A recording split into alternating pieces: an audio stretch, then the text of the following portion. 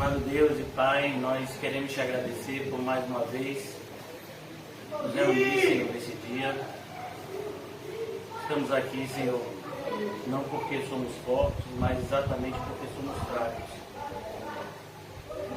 E aprendemos, pela Tua graça, que é na nossa fraqueza que opera o Teu poder. Viemos mais uma vez nessa noite buscarmos ser fortalecidos no Senhor e na força do Seu poder, para que possamos não somente suportar, mas triunfar ante ao bom combate da fé. Não nos deixa, Senhor, entregues aos nossos próprios raciocínios, mas nos ajuda a termos a nossa mente transformada de acordo com a Tua palavra, pelo agir do Santo Espírito em nós, que nos foi outorgado por Ti, pelo sangue. Abençoa o nosso amado irmão que vai louvar, Senhor, enche ele com o Teu Santo Espírito, para que possamos entoar todos nós cânticos espirituais. Abençoa essa comunidade, Senhor, de Cosme de Farias. Eu oro, Deus, por aqueles que muitas vezes não entendem o que fazemos aqui, não compreendem onde estão, a escuridão em que estão inseridos. Tem misericórdia deles, Senhor, e atrai cada um dos Teus eleitos neste local por Tua graça, por Teu chamado irresistível. Abençoa a vida dos nossos irmãos que moram neste local, têm se esforçado de acordo com a Tua graça, semanalmente, Senhor, para que sempre que cheguemos aqui encontremos esse ambiente espiritual e físico preparado para nós, para sermos abençoados pelo Teu meio de graça, que é o culto público. Ajuda-nos todos nesta noite a nos aproximarmos de Ti, Senhor, na certeza e convicção de que sim, o Senhor se aproximará também de nós outros. Oramos em especial pela nossa amada irmã Osana. Pedimos mais uma vez a Tua mão sobre ela, restaurando a saúde dela. Oramos também por todos os nossos outros irmãos espalhados pelos 4 cantos do mundo. Que o Senhor seja com eles, que os fortaleça, ajuda-nos a ser aquilo que devemos ser, como está escrito, um só povo, um só rebanho, com um só pastor, que é o nosso Senhor e Salvador Jesus Cristo. Que essa unidade fraternal do amor cristão esteja sempre presente nos nossos corações e evidenciado por meio das nossas ações. Em nome de Jesus, amém e graças a Deus.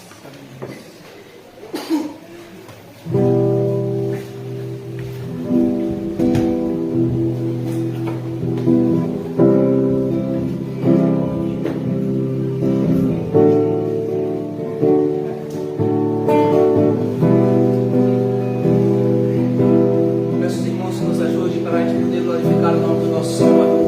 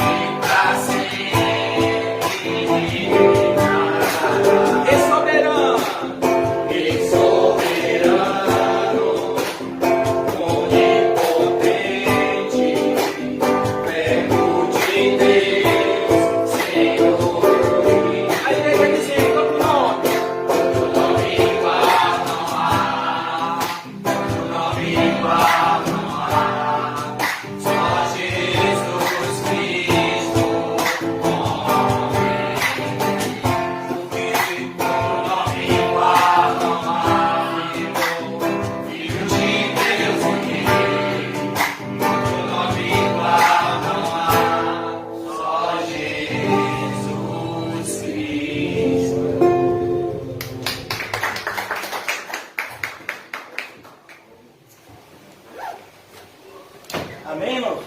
Amém. Vamos abrir novamente no Evangelho de Lucas. Nós passamos 2 encontros falando acerca de outras passagens e hoje nós vamos voltar à nossa exposição seguida no Evangelho de Lucas. Temos pregado consecutivamente nele, seguindo versículo por versículo. E vamos continuar hoje onde nós paramos, na passagem presente nos 3 evangelhos sinóticos, que é a passagem da transfiguração. Esse nome, transfiguração, significa mudança de aparência. Seria uma palavra muito parecida com um verbete no português, que é a palavra metamorfose, que é literalmente essa transformação plena. E o que nós vemos aqui, vamos compreender de maneira muito mais clara, se de fato já tivermos feito um estudo no livro do Apocalipse. Pela graça de Deus, na nossa congregação temos feito. O irmão José, inclusive, já nos falou acerca da visão do Cristo glorificado, que aparece tanto no início do livro do Apocalipse quanto no fim. Cristo aparece para nós na imagem perfeita que nós o veremos no céu durante toda a eternidade.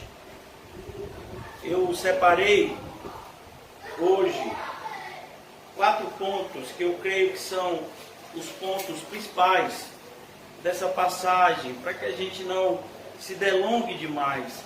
Há um perigo muito grande, irmãos, quando nós estudamos a Bíblia, que é fugir do texto, tanto no sentido de deixar de falar algo que está nele, quanto no sentido de falar algo que não está nele. Nós cometemos muito desses equívocos. A gente pega uma palavra em um versículo aleatório e, de acordo com as nossas concepções humanas, fazemos uma série de interligações que não deveriam ser feitas, pois a Bíblia deve ser estudada pela própria Bíblia. Nós devemos compreender a Bíblia à luz da própria Bíblia e não à luz das nossas conclusões, que muitas vezes são equivocadas e contrárias à revelação divina. Dito essas coisas, vamos abrir em Lucas 9, 28, já lendo o texto, sem mais delongas. Cerca de 8 dias depois de proferidas essas palavras, tomando consigo Pedro, João, Tiago, subiu ao monte com o propósito de orar. Os irmãos que estiveram aqui na semana passada puderam perceber, nós ficamos quase que o estudo todo falando sobre a importância da oração. E recentemente, ontem, se eu não me engano, nós falamos mais uma vez sobre isso. O ano se inicia e nunca é demais na vida do cristão, na vida da igreja, sermos relembrados da importância da oração para que a nossa vida espiritual ela possa fluir da maneira correta. Se tem algo que como igreja temos feito de maneira muito subaproveitada, é a oração, tanto de maneira pessoal quanto de maneira pública. Pastor, como o senhor sabe disso? Como assim? Irmãos, basta a gente ver a nossa vida. Quando a gente olha para a nossa vida, e eu não gosto muito dessa conexão, porque pode induzir ao erro. Pessoas costumam falar mais oração, mais poder. E não é assim. Até porque a gente tem que prestar bastante atenção com essa palavra poder, porque inclusive tem o poder do engano também. Então, mais oração, mais comunhão. Essa conexão é muito boa. Então a oração é justamente um momento onde nós nos aproximamos de Deus aqui na terra de maneira incomparável com qualquer outro momento. Por isso que o próprio Jesus nos ensina a fazer isso da maneira correta, que é de maneira pessoal. A oração é algo intransferível. Por mais que eu ore por você, eu não posso orar em seu lugar. Eu posso pedir a Deus e devo pedir a Deus por você, mas eu não posso orar por você, no sentido de a minha oração não substitui a sua. Nós temos vivido tempos confusos como esse, onde pessoas costumam ouvir heresias como cobertura espiritual. Não, eu não oro muito assim, mas eu sei que o meu pastor lá na igreja, ele ora por mim, então eu estou coberto. Você está coberto de engano. Porque normalmente, uma pessoa que fala isso não tem qualquer tipo de intimidade com a Bíblia. A nossa oração pessoal, ela é algo intransferível.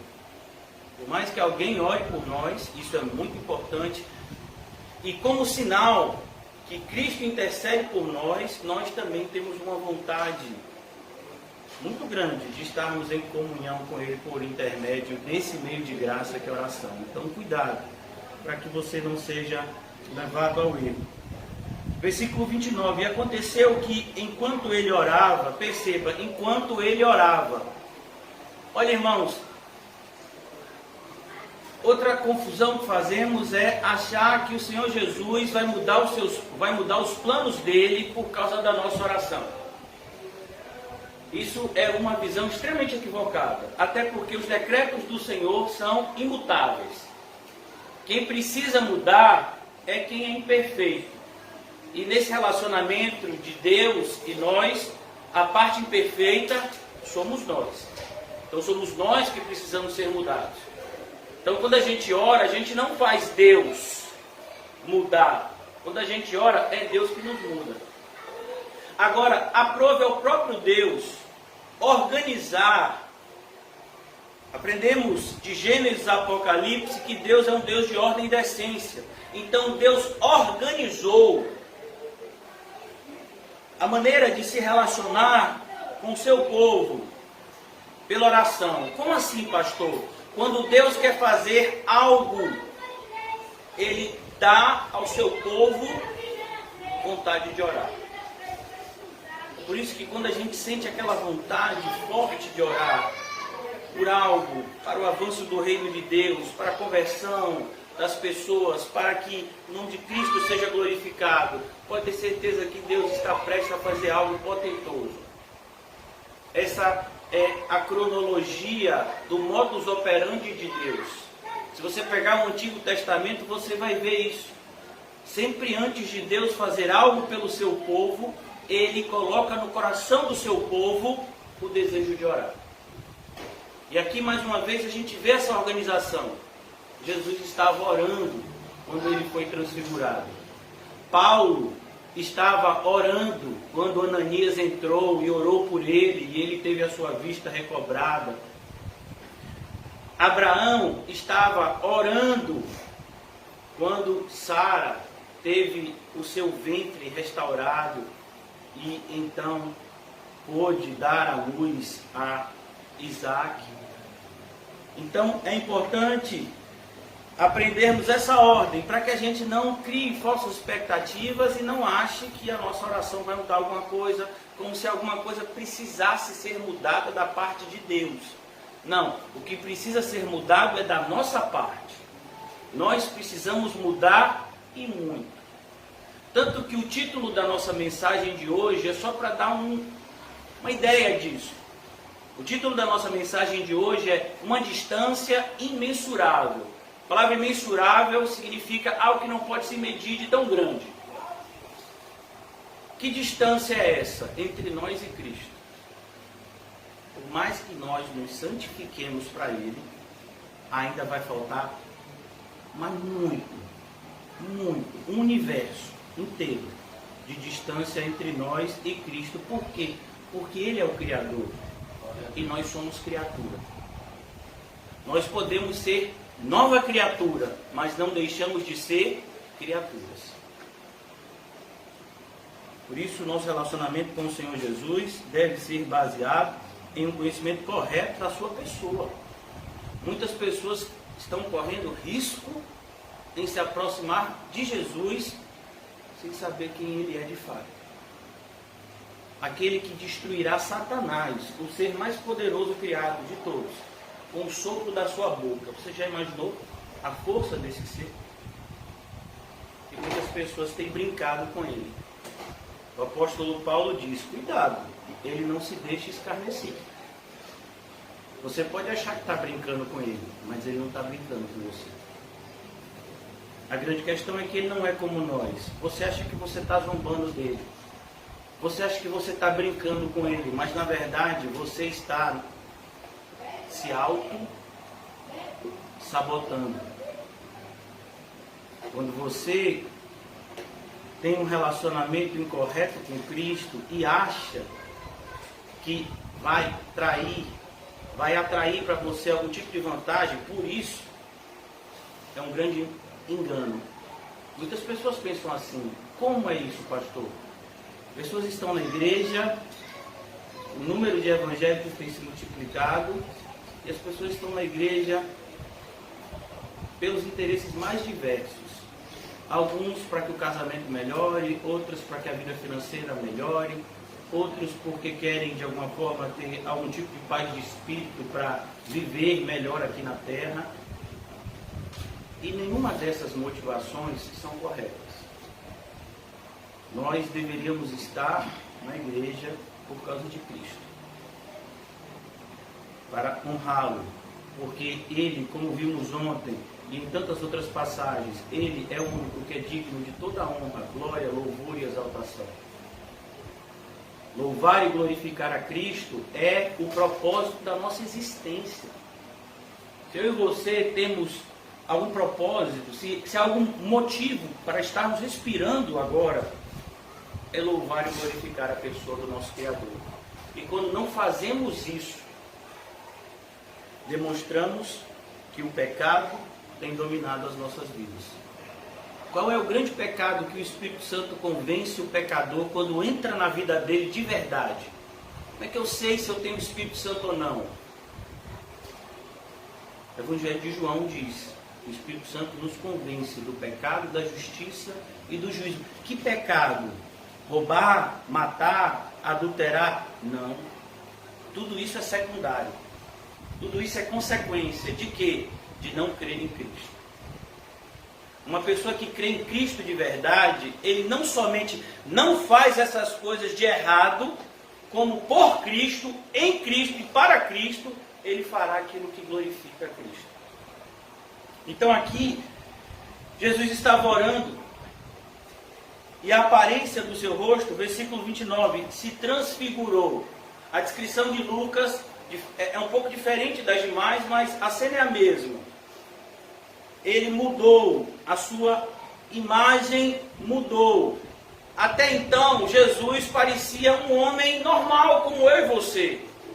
O seu nascimento foi assim, mesmo com aquela visão que os pastores tiveram, nós vimos aqui recentemente, no início desse Evangelho de Lucas, os céus se abrindo, milhares de anjos louvando o nascimento do Messias, que é Deus conosco.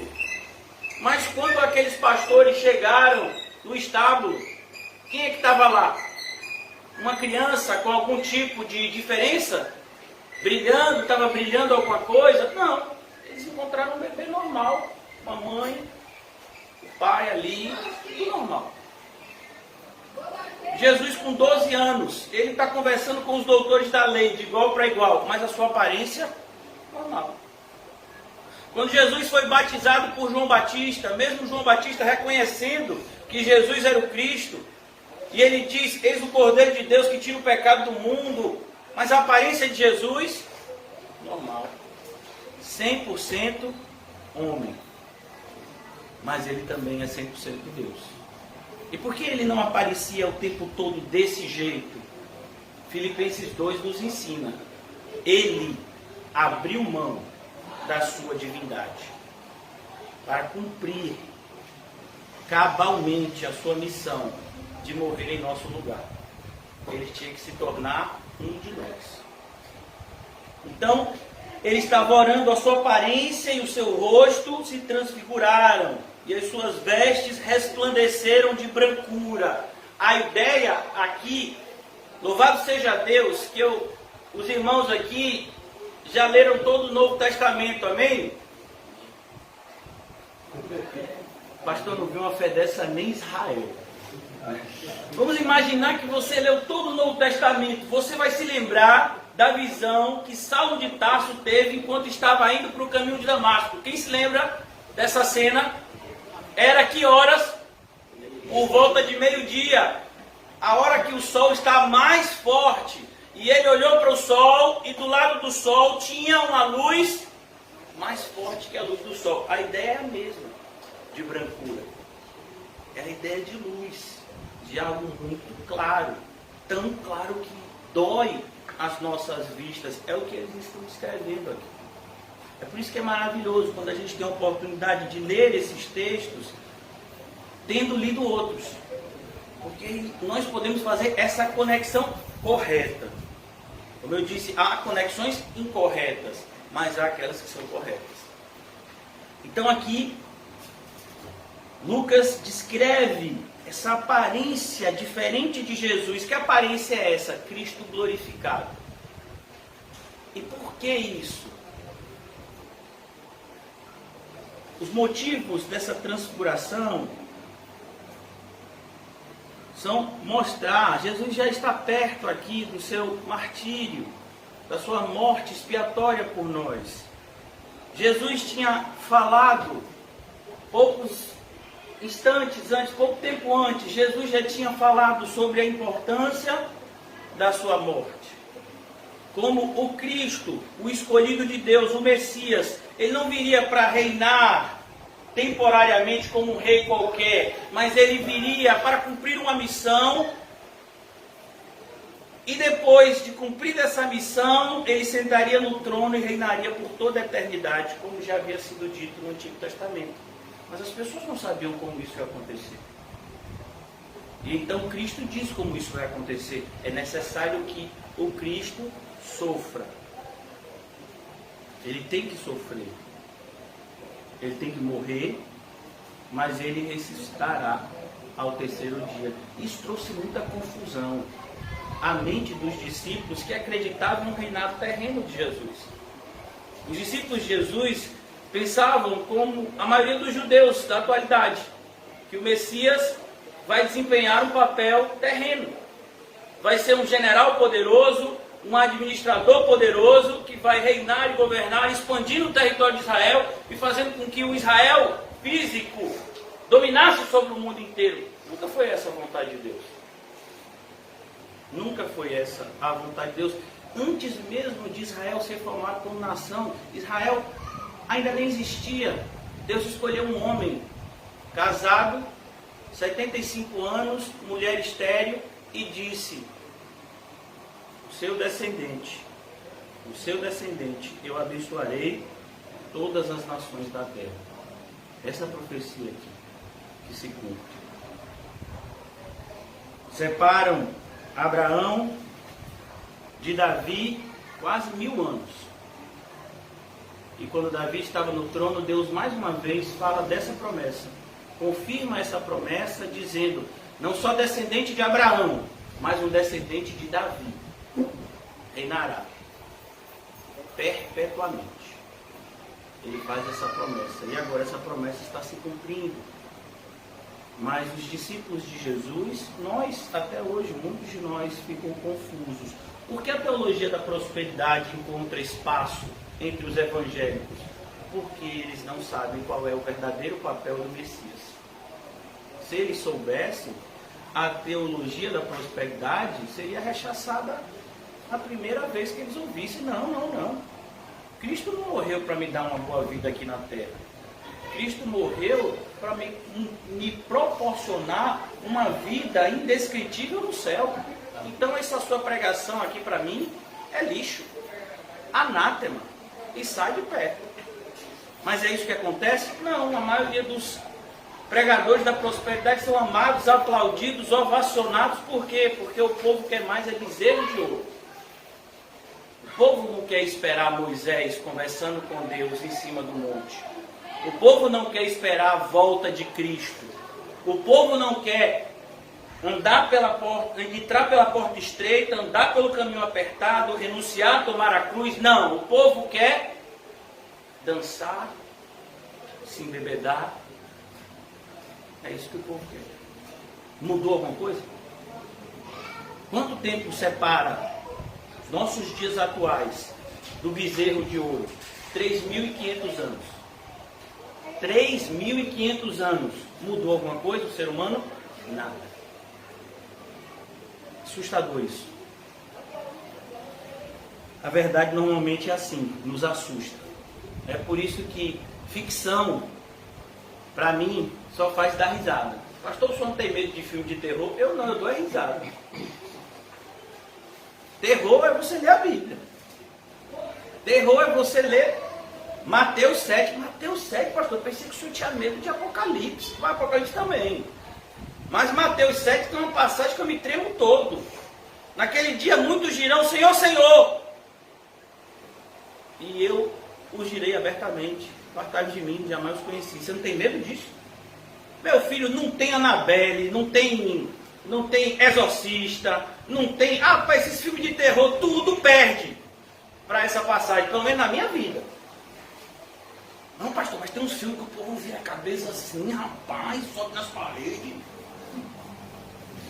Meu filho, até a aranha sobe em parede. Eu quero ver alguém sair do inferno. Você conhece alguém? Pois é Jesus que lança lá. Por isso ele fala, não tenha medo daquele que pode fazer mal ao corpo e depois disso não pode fazer mais nada. Tenha medo daquele que além de poder matar o corpo, tem o poder, ele tem poder para lançar a alma no inferno. A esse você deve estender. Imagine um ser que os demônios, todos eles, juntos, temem e tremem. Você já imaginou? Aí vem gente dizendo, pastor, lá em casa o garfo ficou assim flutuando, eu morri de medo. É sério. Vai ler a Bíblia, deixa o garfo flutuando lá. Uma hora ele para. Uma hora a gravidade cumpre o seu papel. Versículo 30. Eis que 2 varões. O que é um varão? Ah, isso é fácil, pastor. É varal, né? Varões vem de vara. Então, era 2 varões, 2 varas bem grandes assim, daquelas, né? Não. Varão na Bíblia significa homem. É por isso que a palavra varoa significa mulher. Lá do começo. Adão que deu o nome. Como é que vai ser o nome da mulher? Não tinha nome. Vai ser varoa, porque do varão ela foi tirada. Não é bonito isso? Não, isso é machismo. Por que primeiro varão? Não aceito. Oh, meu filho, você não tem que aceitar nada não. Deus fez assim. Eis que 2 varões, 2, e não são qualquer 2. É por isso, irmãos, que é importante ler a Bíblia. Porque essas 2 pessoas aqui, você só vai entender a presença delas se você entender um pouquinho de Antigo Testamento. E eis que 2 varões falavam com ele. Eles falavam com ele. Eles estavam conversando. Os discípulos estão tão desesperados que eles não estão entendendo nada. Eles só conseguem descrever a cena que eles estão vendo. E estava lá Jesus glorificado no meio e 2 varões do lado. E eles podiam saber quem eram esses 2 varões. Como assim eles podiam saber? Porque está escrito aqui: Moisés e Elias. E é interessante isso, porque a gente pode discernir Moisés e Elias até pela maneira deles se vestirem, sabia? Sabia que eles se vestiam de maneira característica? Moisés, inclusive, tinha um véu que ele usava. Quando ele descia do monte, o rosto dele brilhava, a pele dele ficava brilhando, o povo ficava com medo. Aí ele botava o véu e o povo não via o tempo em que esse brilho ia saindo dele. E Elias, Elias era retado, meu filho. Elias era pele de camelo com uma peixeira aqui, ó. Vai ver não, cabelo assim, barbona. Elias era um camarada que, se você fosse te ver, você se assustava. Tem gente que diz que eu sou forte, é porque não viu Elias ainda. Eu acho que eu batia na cintura de Elias. O Elias da Bíblia, né? Imagine um camarada desafiar 400 profetas de Baal e mandar ficar 450 lá embaixo esperando para subir. Que ele ia derrotar também. Imagine um camarada desse. Derrubar a estátua assim de Baal. Vocês não viram o desenho bíblico não, foi? Que eu já vi. Várias vezes. E o desenho bíblico tem a ver, viu? Ele derruba mesmo. Chega lá na frente de Acabe, imagine um monte de guarda. Ele chega lá e diz, olha, não vai chover até eu falar que chova. E depois nós vamos embora. O camarada é crente. Viu? O Deus cuja presença habito. Esse é Elias. Então são pessoas aqui fáceis de se identificar por conta do seu chamado e por conta também da missão que eles cumpriram. Eles cumpriram cabalmente o seu ministério. Elias, Moisés, o corpo dele, ninguém nunca achou. Satanás quis o corpo de Moisés, mas o Senhor enviou o seu anjo e pegou e guardou. Aonde? Ai, meu filho, aí é com o papai. Não, eu acho que o corpo de Moisés está no céu. Não, eu acho que, meu filho, aí não vá por esse caminho. E Elias, onde é que está o corpo de Elias? No céu. Ele subiu sem morrer. E ele, foi naquela carruagem. Não, aí o desenho mentiu, viu? Foi na carruagem, não. A carruagem fez separação entre Elias e Eliseu. Mas Elias subiu aonde? Num redemoinho. Na Bíblia está assim. Então cuidado com os desenhos, porque os desenhos às vezes dá uma dentro, às vezes dá uma porta. E eis que 2 varões falavam com ele, Moisés e Elias, os quais apareceram em glória e falavam da sua partida. E você sabe que palavrinha é essa no original? É a palavra, vou dar a dica, essa palavra no original é o título do 2º livro da Bíblia. Valendo 10 pontos, qual é? Qual é o 2º livro da Bíblia, irmãos? Qual é? Êxodo. Se isso, Êxodo significa partida. Mas não é qualquer tipo de partida. Principalmente para nós que já lemos esse livro de Êxodo. É a partida do povo do Egito, que simbolizava a escravidão e o sofrimento imposto pelo mundo para uma terra prometida. Não é isso que Êxodo conta? Todos os sinais poderosos que Deus fez, livrando o seu povo do jugo de Faraó e guiando-os para uma terra onde mana leite e mel, um cacho de uva carregado por 2 homens. Até hoje eu procuro esse cacho de uva. Hoje um cacho de uva, meu filho, você pega com o dedo. Mas disse que tinha um cacho de uva lá que era 2 homens para carregar. Imagina, dá para alimentar uma família inteira em uma semana. Tem gente que já diz, rapaz, onde é isso? Eu vou procurar na Bíblia para ver se eu acho. Eles apareceram em glória. E não é bonito isso? Aqui, essa passagem é muito linda porque fala da nossa glorificação também. Olha como é importante você ler toda a Bíblia. O que é que está escrito em Romanos 8? Nós falamos até ontem. Aqueles que foram predestinados, a estes Deus chamou, justificou, glorificou. Romanos 8. Aqui, esses homens que morreram no passado, eles já aparecem glorificados no céu. Quando você morrer, vai ser assim. A glorificação externa não é o mais importante da nossa ida para o céu. A glorificação externa, ela só evidencia a transformação plena que acontecerá no nosso interior quando nós sairmos desse mundo e entrarmos no mundo que o Senhor tem preparado para aqueles que Ele ama. A gente chama de céu, mas é algo muito maior do que podemos imaginar. O pecado não entra lá. Imagine nós, a principal evidência de alguém ser regenerado é a luta contra o pecado, dentro e fora. Lá a gente não vai ter mais isso. Nossos pensamentos serão puros, nossas intenções serão puras, nossa vida será vivida em uma plenitude de graça indizível. Por isso que o apóstolo Paulo, quando ele fala sobre a visão que ele teve do céu, ele diz: olha, eu vi, mas o que eu vi, eu não consigo descrever com palavras. E ainda que eu conseguisse, não é lícito para o homem falar. Então aqui, esses dois homens, eles estão glorificados. A certeza de que eu e você também seremos, se de fato cremos, se de fato perseverarmos até o fim, como está escrito em Mateus 24, aqueles que perseverarem até o fim, estes serão salvos.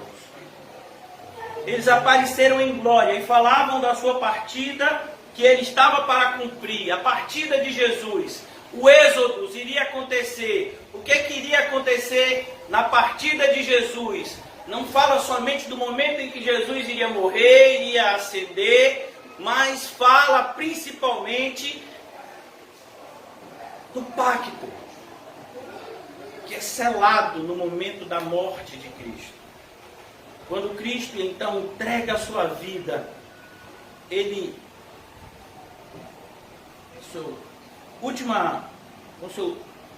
seus últimos suspiros, ele diz: tetelestai, consumado está. Está consumado. Se cumpriu. Agora sim, foi pago o preço do resgate. Aquilo que havia sido prometido, aquilo que será lembrado depois de mim, está se cumprindo agora. De maneira que Cristo é o centro da história da humanidade. As pessoas acreditando nisso ou não. Todos que existiram antes de Cristo foram salvos porque creram nele. Todos que existiram depois de Cristo são salvos porque creram nele também. De maneira que sem crer em Cristo, ninguém é salvo. Nem no Antigo Testamento. Se você fosse perguntar a Jó, Jó, você crê que você vai ser salvo? Claro, meu Redentor vive. Jó, que viveu numa época próxima, no sentido temporal, de Abraão, Jó fala: eu confio no meu Redentor. Abraão, a mesma coisa. E assim sucessivamente. E aqui quer mostrar isso. Esses dois expoentes do Antigo Testamento, eles esperavam e se alegravam na esperança da chegada do Messias. Perceba que quando Jesus estava, eu não vou abrir, mas está lá em João, no Evangelho de João, salvo engano, no capítulo 8, o Senhor Jesus estava no templo. E ele estava falando, e os fariseus procurando persegui-lo, encontrar falha nas suas palavras. E o Senhor Jesus então aponta para o pecado deles, para o fato deles estarem sendo influenciados pelo príncipe das trevas. E Jesus então fala de Abraão e diz: Abraão viu a minha chegada e se alegrou. Imagine a diferença de Abraão para Jesus. Quantos mil anos, irmãos? 2000 anos entre Abraão e Jesus. Aí Jesus diz: Abraão viu a minha chegada e se alegrou. Por que Jesus fala isso? Porque os fariseus, eles diziam ser filhos de Abraão, no sentido de que eles seguiam os ensinamentos, eles estavam debaixo dessa aliança que Deus fez com Abraão, por assim dizer. Não, Abraão viu. Você não tem nem 50 anos, e Jesus só tinha 30, viu? Quer dizer que a vida de servo de Deus é dura, viu? O camarada tinha 30 anos e parecia que tinha 50, 40 e poucos. Não tem nem 50 anos e viste Abraão? E Jesus respondeu como? Antes que Abraão existisse, eu sou. Aí o povo se ajoelhou, reconheceu que Cristo era... Não foi assim, não? Pegaram em pedra para matar Deus. Ai, que povo louco, irmão. E na igreja evangélica hoje é a mesma coisa. Prega a verdade para você ver. Nada, que pastor? É isso aí, tá certo. Só porque está na Bíblia? Não, varão. Cada um tem sua interpretação. Cada um tem sua interpretação. Que Deus de confusão é esse? Se a Bíblia diz que há um só Espírito, há uma só fé. Como assim cada um tem sua fé? Há uma só fé. Se há uma só fé, todas as demais são o quê? Falsas. Mas um monte de gente na igreja. Não, a igreja fulana acredita assim, a igreja tal acredita dessa forma. E é todo mundo sendo crente. Sendo mesmo. Ninguém é. Porque o cristão, ele crê na Bíblia.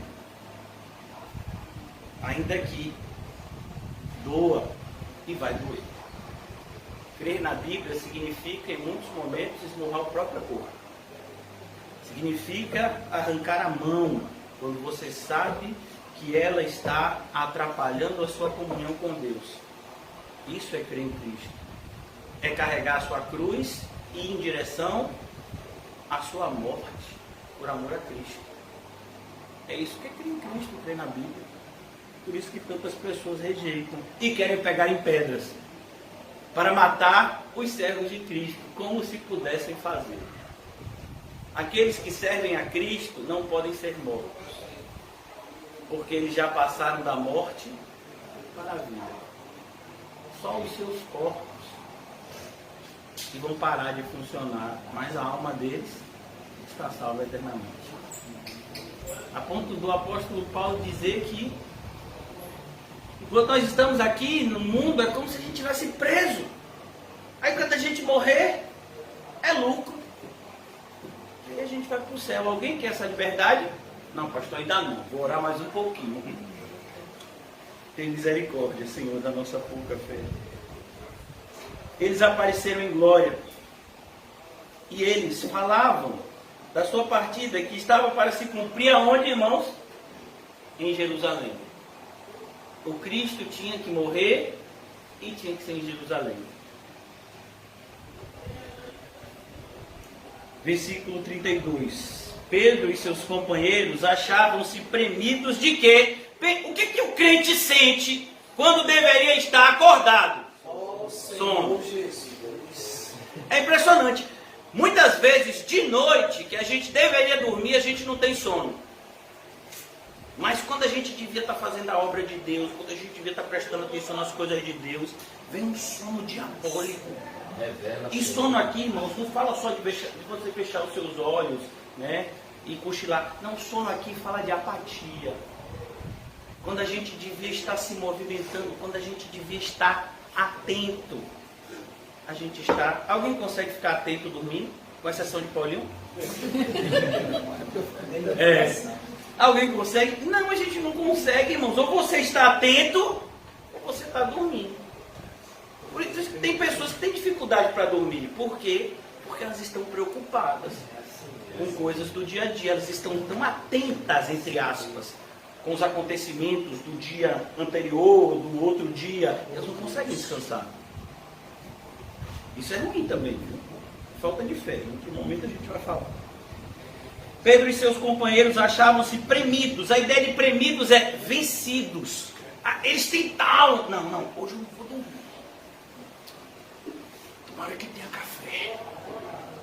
Eu vou ficar acordado. Hoje nem que eu tenho que costurar. Sabe?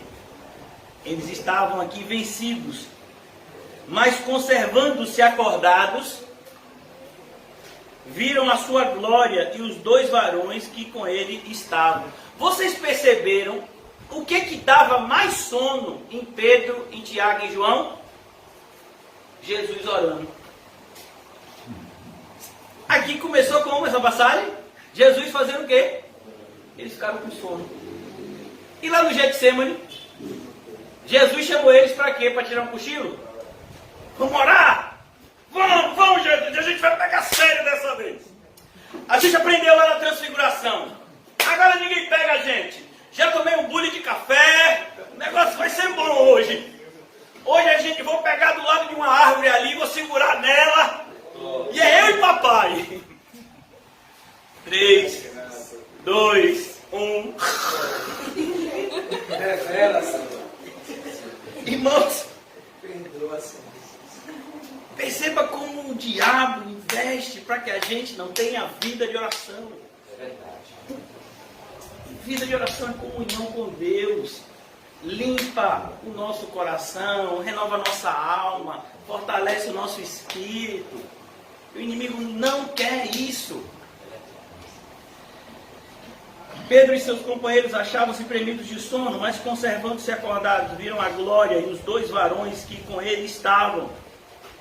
E olha que coisa, quando a gente não tem vida de oração, a gente vive com o relógio errado. Se a gente não está orando, a gente perde a noção do tempo. Como assim, pastor? Quando você não tem uma vida de oração, quando você não está em comunhão com Deus, você vive preso ou ao passado ou ao futuro. E aí você deixa de viver o presente. Está acontecendo assim na igreja. Vida de oração. Quer ver que eu vou lhe mostrar? Ao se retirarem estes de Jesus, olha para isso. Eles já tinham se retirado. Já passou o momento. Na hora que eles deveriam estar lá, né? Prestando atenção. Ele estava, né? Lutando contra o sono. Quando passou o momento, quer ver uma coisa, meu filho? Quem tem sono no culto, quando o pastor diz Amém. amém, né? Fez a oração final. Rapaz, que coisa estranha. O sono passou.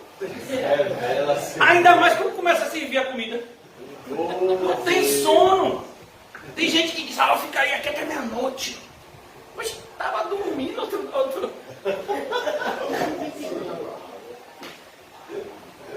Ao se retirarem de Jesus, versículo 33, disse-lhe Pedro, olha, Pedro é gente boa, por quê? Porque Pedro é sincero. É bom ser sincero, irmãos. A gente não pode confundir sinceridade com falta de educação. A gente pode dizer muitas vezes a mesma coisa com palavras que não machuquem. Às vezes a gente precisa falar palavras duras, mas mesmo quando falamos palavras duras, deve ser percebido nelas o amor. Porque o cristão está sempre com o seu coração cheio do amor de Cristo. Ao se retirarem estes de Jesus, a ideia é aquele momento maravilhoso, aquele momento que não se repetiu jamais, esse momento único, acabou. E aí, quando acabou, foi que eles decidiram fazer alguma coisa. Tem gente que é assim. A gente marca um evangelismo. Aí, a gente fez o evangelismo. E aí, agora, quando é que vai ser o próximo? Próximo? Não. Deus mandou a gente fazer esse. Deus ainda não falou nada de outro, não. Rapaz! Mas eu queria tanto. Queria? E por que não foi? Estava preso, alguma coisa, o seu... Não, estava, mas é que não me organizei direito. Não entendi, organizei. Tudo é uma questão de prioridade. Alguém aqui deixou de comer hoje? Não, estava tão correria que eu não comi nada. Foi tudo assim tão rápido que não deu tempo nem de comer. Revela-se. Mestre, olha que coisa. Como eu me identifico. Vocês não, são mais espirituais. Ao retirarem este de Jesus, disse-lhe Pedro, mestre, bom estarmos aqui. Bom o quê, Pedro? Seu relógio está de errado, Pedro. Já passou. Bom é estarmos aqui. Então façamos 3 tendas. Uma será a tua, outra de Moisés e outra de Elias. Para que eles querem tenda, irmão? Você vai armar a barraca para quê? Para dormir. Ô, gente que pensa em dormir. É por isso que se vende tanto colchão. E vai vender mais. Em nome de Jesus, amém. Rapaz, o povo gosta de dormir. Diz que você tem que dormir 8 horas por dia. Você já imaginou? Se você dormir 8 horas por dia, quando você tiver 30 anos, você passou 10 anos da sua vida dormindo. Quem dorme 8 horas por dia, com 30 anos, passou 1/3 da sua vida dormindo. Não é assustador isso? A gente não gosta de pensar nessa matemática, não. A gente gosta de cama. Tá mais confortável, ventiladorzinho, Misericórdia. o gato de um lado, o cachorro do outro, o periquito em cima. É para todo mundo, é todo mundo junto. Ao se retirarem antes de Jesus, disse-lhe Pedro: Mestre, bom estarmos aqui. Bom o quê, Pedro? Você não está entendendo, Pedro? Está na hora de partir. E você quer ficar, Pedro? Olha o relógio errado. Há tempo para todas as coisas. Mas é um problema grande quando a gente faz a coisa certa na hora errada. Alguém já experimentou construir uma casa? Alguém já construiu uma casa? Aí você levantou o muro, aí alguém vem e diz: vem cá, rapaz, como foi o alicerce? E tinha que fazer? Ah, então vamos fazer agora. E pode fazer o alicerce depois que já levantou o muro. Vai ter que fazer o que então? Tem que derrubar o muro todo de novo agora. Você vai pintar uma parede, mas antes você tem que amassar, não é isso? E depois lixar, não é assim? Aí o camarada, como eu, que não entende nada: é para pintar? É? Show, meu. Toma tinta. Aí o irmão chega e diz: quem foi que amassou e lixou? E tem que fazer isso? Então vamos fazer isso agora, pode? Depois de já ter dado a tinta, pode amassar e lixar? Vai ter que pintar de novo. Olha a gente crente fazendo a mesma coisa. Você já renunciou a tudo? Tomou a sua cruz? E você está tentando seguir Jesus sem renunciar? E sem tomar cruz? E você acha que você vai muito longe? Não, meu irmão, você não vai longe não. Você não vai conseguir nem dar alguns poucos passos, se você der. Quando Jesus nos diz o que a gente tem que fazer, Ele não está dizendo aquilo de maneira desnecessária. Ele está dizendo aquilo de maneira totalmente necessária. Se alguém quiser vir após mim, negue-se a si mesmo. Tome a sua cruz. E então, me siga. Não, eu vou seguir. Mas eu não quero me negar. Pode? Não, você não vai conseguir. Não é questão de poder ou não. Você pode até tentar, irmãos. Até porque a escolha aqui é individual. Se você tentar seguir a Jesus sem renunciar a tudo, sem tomar a sua cruz, talvez no início ninguém perceba, mas logo vão perceber. Vai ficar visível. Por quê? Porque você não vai muito longe. Você vai se cansar, você vai parar e você vai retroceder. Você não fez os cálculos de Deus. Então aqui Jesus está mostrando para a gente como é complicado. Não vai dar certo você tentar viver a fé cristã sem ter uma vida de oração. Você vai viver o tempo todo achando que ser crente é ruim. Sabe por que na igreja tem tantas pessoas achando que ser crente da forma correta é ruim? Porque não tem vida de oração. Aí acha que bom é a vida do ímpio. Não tem vida de oração, então olha para a vida do ímpio e diz: para a vida dele que é legal. Rapaz, você é de Deus. Você está indo para o céu. Mas você não, por mais que essas bênçãos sejam para você, você não toma posse delas, porque elas são recebidas por meio da oração. Ou você nunca leu Efésios 1? Nós já fomos abençoados com toda sorte de bênçãos espirituais. Onde? Nas regiões celestiais. Como é que a gente chega lá? Oração. Aí a gente não ora. A gente não passa do teto. Não aproveita as bênçãos espirituais, todas elas, que já nos estão disponíveis. E você acha que Paulo olhou para um homem? A gente pregou sobre isso recentemente. Paulo olha para uma pessoa que entrou cheio de pompa. A própria Bíblia descreve assim: rico, poderoso. Quem é? O rei Agripa. E olha para ele e diz: rei Agripa, eu gostaria não somente que o Senhor, que você, mas todos que me ouvem fossem iguais a mim. Mas Paulo, você é pobre, você está preso. Não, eu sou o único livre aqui nessa sala. Eu sou o único rico, porque o meu tesouro está num local aonde ferrugem não corrói e ninguém pode roubar. O tesouro de vocês é temporal, o meu é eterno. Eu queria que vocês fossem iguais a mim. Por que você acha que Paulo disse isso? Porque ele sabia em quem ele cria.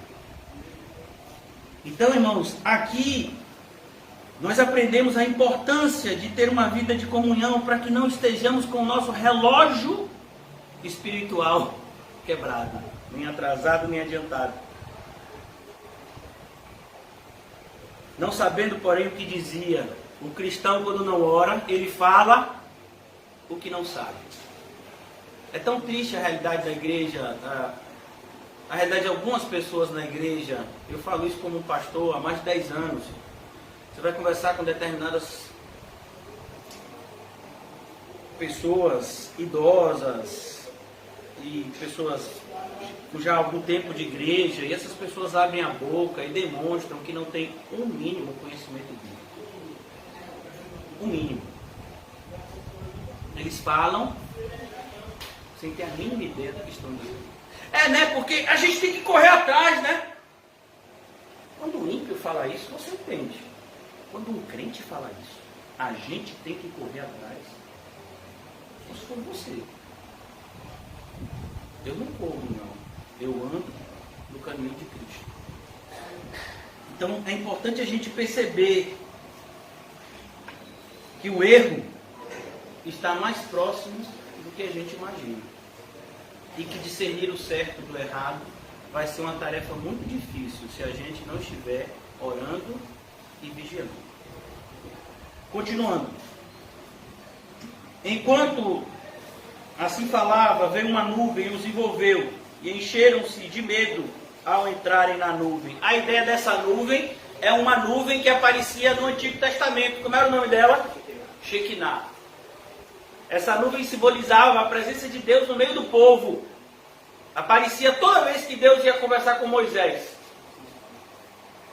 E agora essa nuvem vem. Leva não somente Elias e Moisés, mas Cristo já aparece na sua imagem normal, com a sua forma normal, depois que essa nuvem vai. E dela veio uma voz dizendo: este é o meu filho, o meu eleito. A palavra eleito, ela dá a mesma ideia de Cristos. Cristos é uma palavra grega, que seria a tradução literal da palavra hebraica Meshiach. Ambas as palavras dão a ideia de o eleito, o escolhido, alguém que tem uma missão específica a desempenhar aqui na terra. Essa é uma referência ao Salvador. Este é o meu filho, o meu eleito, a ele ouvir. Se é uma coisa que os crentes não têm feito nos dias atuais, é ouvir a Cristo. Ouve qualquer um. Ouve Platão, Sócrates, ouve qualquer um, filósofo. Ouve os pregadores da atualidade que falam muito mais de ciências humanas quando pregam do que de Bíblia, mas não ouvem a Cristo. Não o conhecem. Muitas pessoas acham que falar de Cristo é perda de tempo. Não vou falar de Cristo, não vai resolver meu problema. Eu tenho que pagar conta. Eu preciso ir para o culto dos empresários. O que é que eu vou fazer nesse estudo bíblico de segunda? Não, eu tenho que ir para o culto de empresários. Eu tenho que ir para um culto de casais. A minha vida emocional está com problema.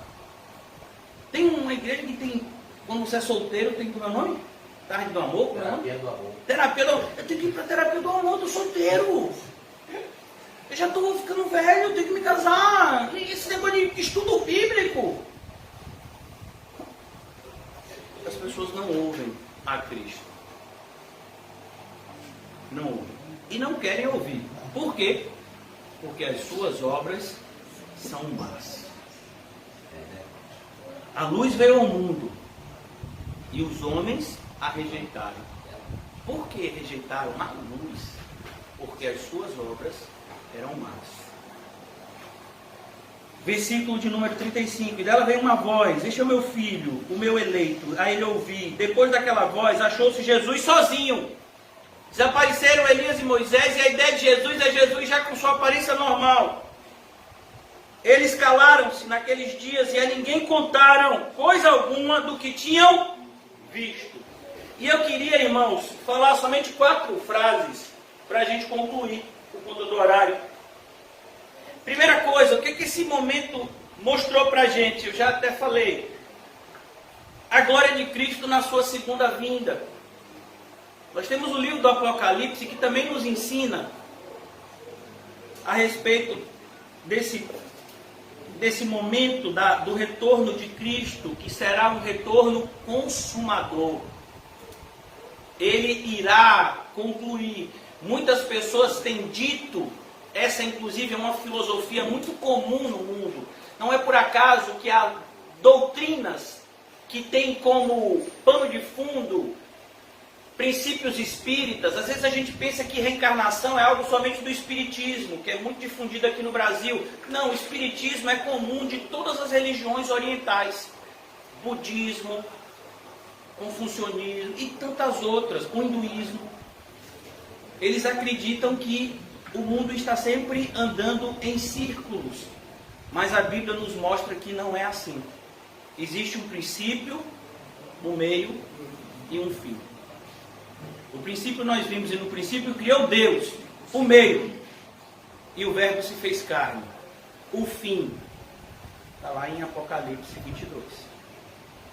Então nós precisamos estar preparados. Os dias estão contados. E nós não sabemos quando será o fim. Mas podemos estar preparados para ele. A gente viu esses dias uma grande quantidade de chuva atingiu o nosso estado, não somente o nosso estado, eu creio que outros estados do Brasil também foram atingidos, mas principalmente o sul da Bahia. E por que essa chuva ela trouxe tanta destruição? Porque as pessoas não estavam preparadas. Então, elas não imaginavam que a chuva viria nessa época do ano. Elas não imaginavam que viria essa quantidade de chuva. E aí pegou elas despreparadas. Mas uma pessoa que está preparada, isso não acontece. Pastor, isso é bíblico? Vocês nunca leram o Sermão do Monte? Termina assim. Jesus ensina uma série de princípios e conclui: aquele que ouve as minhas palavras e as guarda, eu vou dizer a vocês a quem ele é semelhante. É um homem que construiu a sua casa sobre a rocha. Veio o quê? O que veio? A tempestade. Sopraram os ventos. E aquela casa ficou firme, inabalável. Mas teve outra casa também que foi construída. Não foi construída na rocha, foi na areia. Tem até um desenho bíblico que retrata isso. Aí veio a chuva, sopraram os ventos, e grande foi a destruição daquela casa. Quem é? É o homem que ouve e não pratica. A gente teve o exemplo aí, essa semana. Uma pessoa que mora perto de um rio, ela deve saber que aquele rio, a qualquer momento, a água pode subir. Ah, mas a última vez que subiu, tem uns 50 anos. E aí? Você acha que nunca mais pode subir? Não está preparado. Quando acontece, grande é a destruição. Por isso, se é algo que a Bíblia diz que o cristão deve estar, é preparado para a volta de Cristo. Então aqui nos mostra isso, a glória da sua segunda vinda. Aquele que tem de vir, virá e não tardará.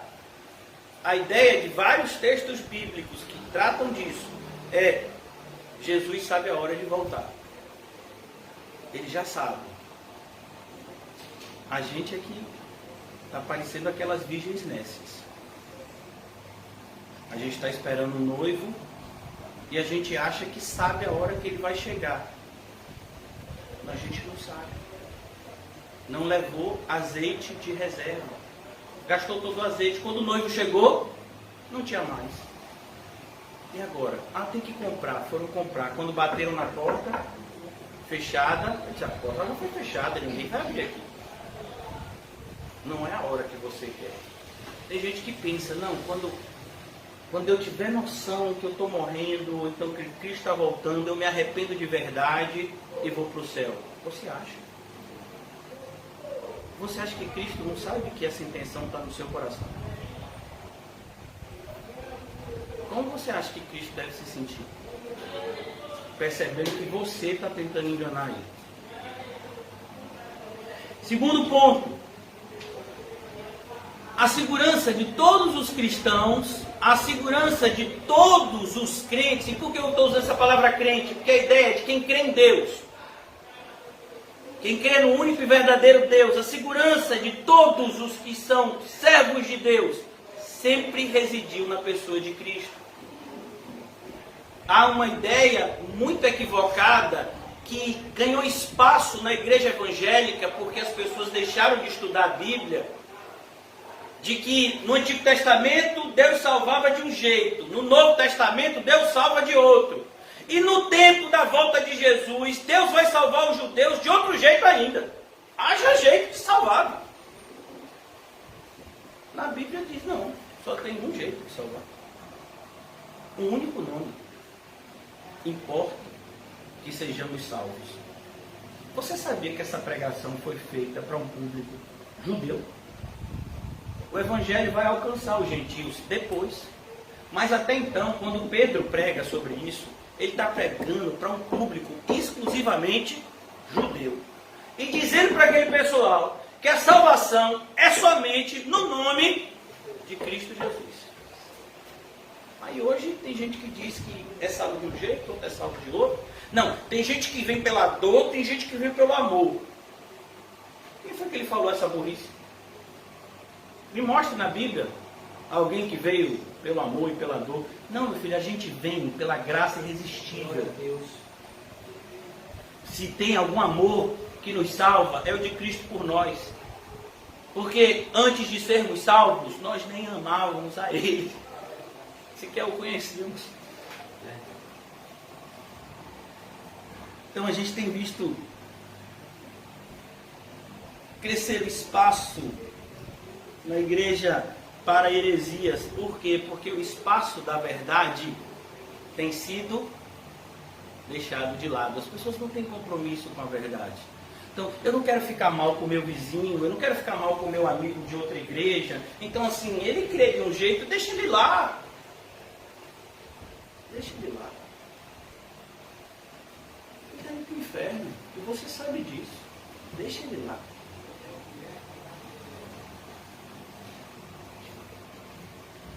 Versículo, perdão.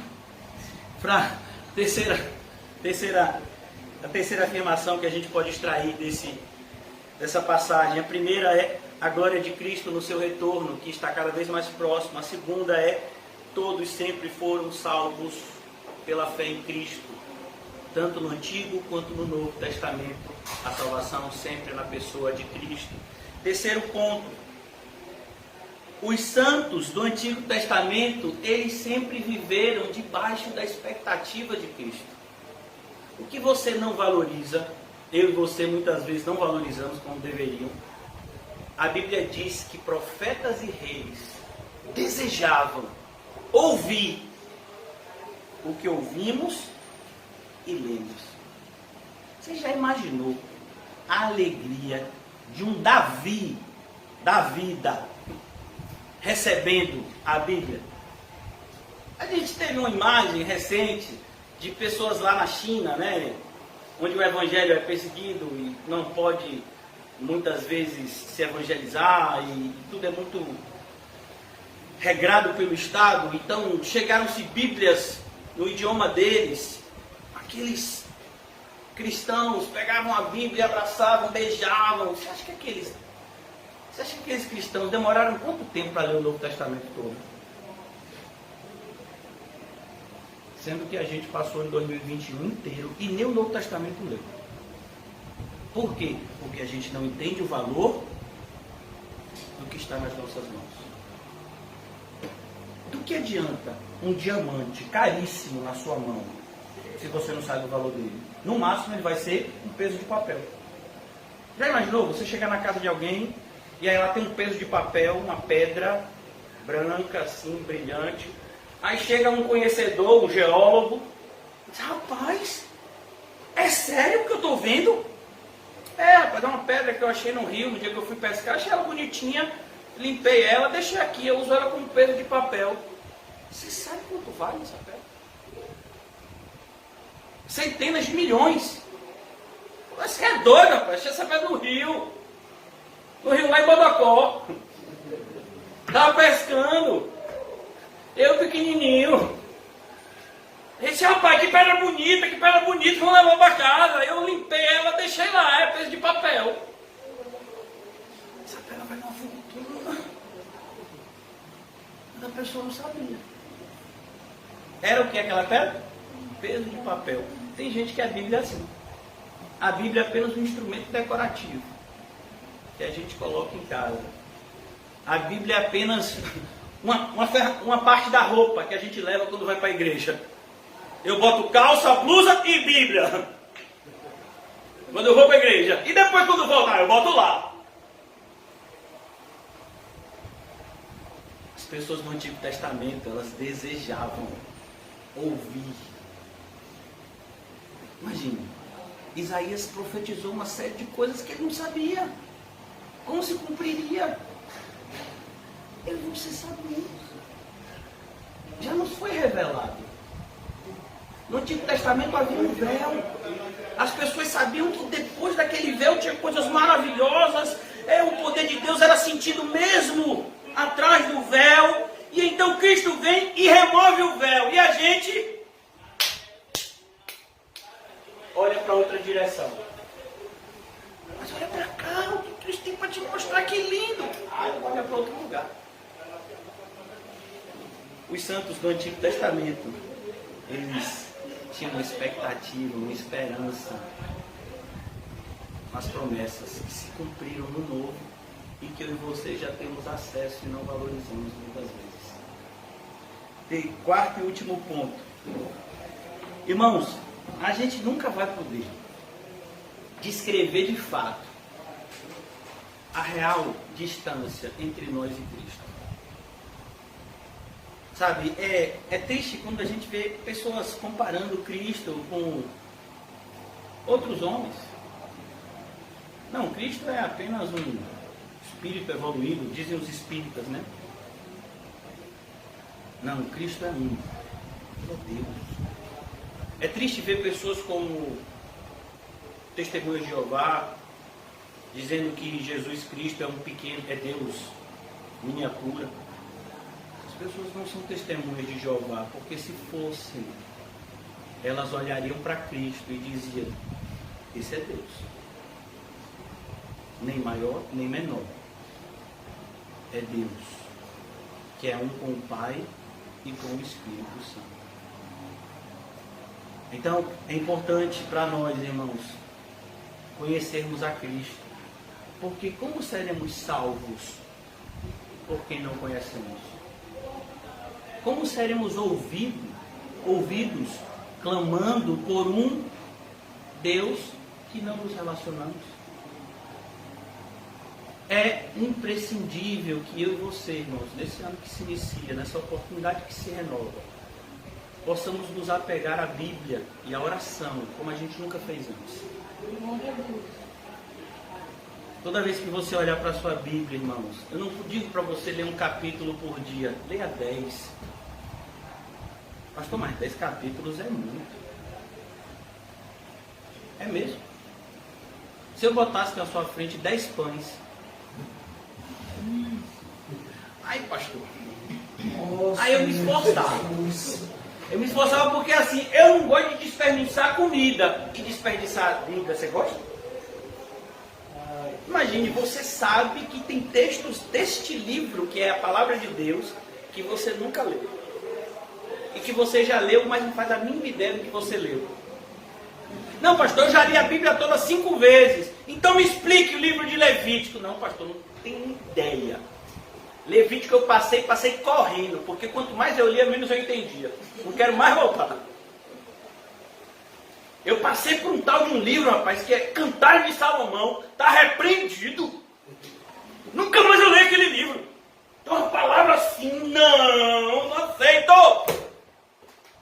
Assim, pastor, se o senhor lesse, o senhor ia ver. Eu já li. Leia a Bíblia.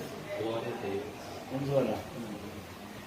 Pai, graças te damos por essa noite tão aprazível, nesse momento tão maravilhoso, onde a tua graça pode ser sentida na nossa atmosfera. Obrigado, Senhor, pois foi o Senhor que providenciou esse tempo para que, por meio da palavra, o teu Espírito agisse em nós e no nosso meio, para que nos aproximássemos um pouco mais. Ajuda-nos, Senhor, a viver os dias aqui na terra, testificando a nossa eleição, testificando o nosso chamado, testificando que somos de Cristo e não nos envergonhamos do seu bendito Evangelho. Abençoa-nos nessa noite, despede-nos em paz e que a tua graça esteja sempre de maneira abundante nas nossas vidas, nos fazendo todos os dias crescer na graça e no conhecimento do nosso Salvador bendito. Em nome de Jesus, amém e graças a Deus. Saúdem-se mutuamente com um cumprimento santo e diga ao seu irmão: leia a Bíblia e ore.